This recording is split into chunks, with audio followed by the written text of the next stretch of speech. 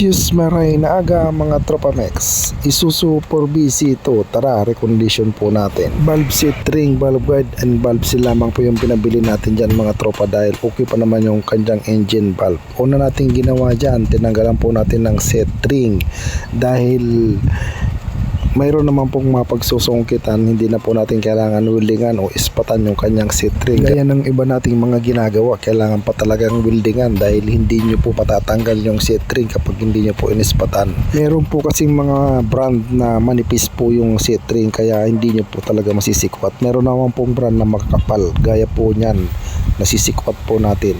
At sinunod na po natin tinanggalan niya ng valve guide mga tropa mex at kinapbrush na po natin o wire brush para matanggal po yung kanyang carbon. Sinunod naman po natin dyan, ikabit yung kanyang mga bagong valve guide. Sa pagkakabit ng guide mga tropa, meron na pong pinakaliig yan. Yan na po yung babasihan nyo, yan na po yung pinakahit nyo. Kailangan hindi po kayo lalampas dyan. At yung ginamit nating pinaka-pilot ng guide dyan, lumang valvula lamang po yan at lumang valve guide. Yan na po yung pinaka magiging pilot nyo sa pagpasok ng mga valve guide mga tropa.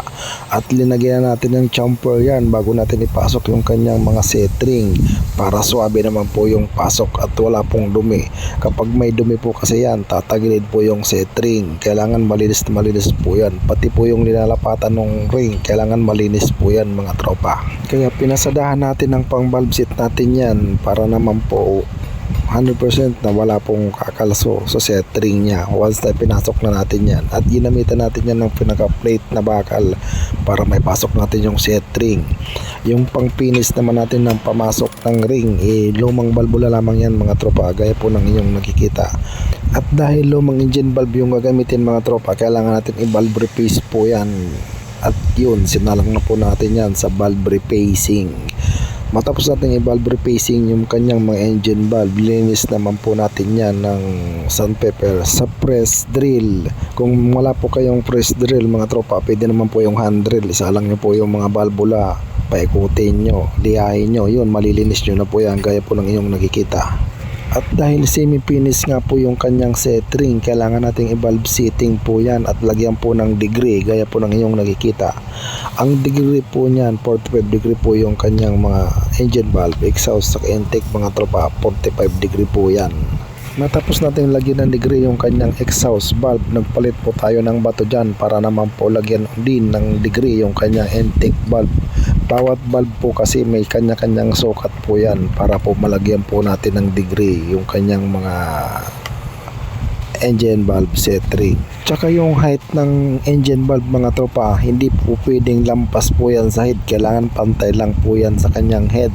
Dahil kung lampas po yan, tutukod po yan sa kanyang piston. Matapos nating lagyan ng degree o valve setting na mga tropa, pinalbray na natin yan. Ginamitan na po natin yan ng hand drill para mabilis tayo. Pero pinaka-importante dyan mga tropa, matapos nyong gamitan ng hand drill, kailangan ipipinish nyo po yan ng tak-tak lang.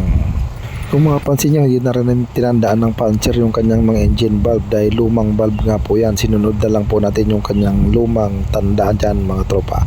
At sinalang na po natin yan sa top resurface matapos natin i-valve grind mga tropa mex.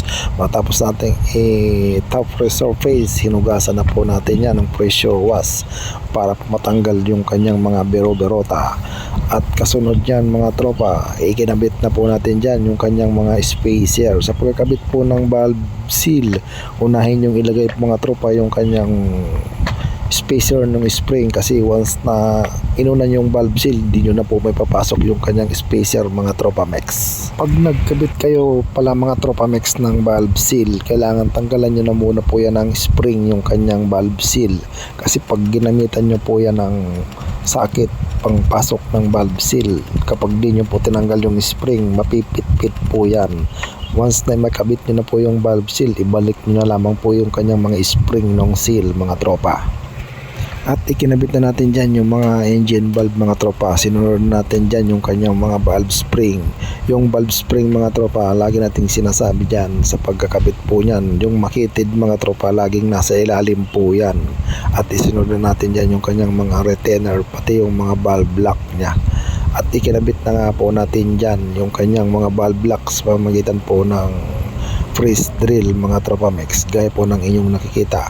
Matapos natin ikabit yung kanyang mga valve block, pinapalo-palo natin yan para kumapit po yung kanyang mga valve lock, para na rin makasigurado tayo na hindi po kakalas mga tropa. At kasunod dyan, binalot na po natin yan, ready to pick up na ng ating katropang mekaniko. At yun, palike and palanom po dyan at pa-share na rin kung nyo pong naibigan. Pagpasensyahan nyo na mga tropa ang ating voice over dahil medyo magati ang ating lalamunan. Yun lang mga tropa Mex, marami pong salamat.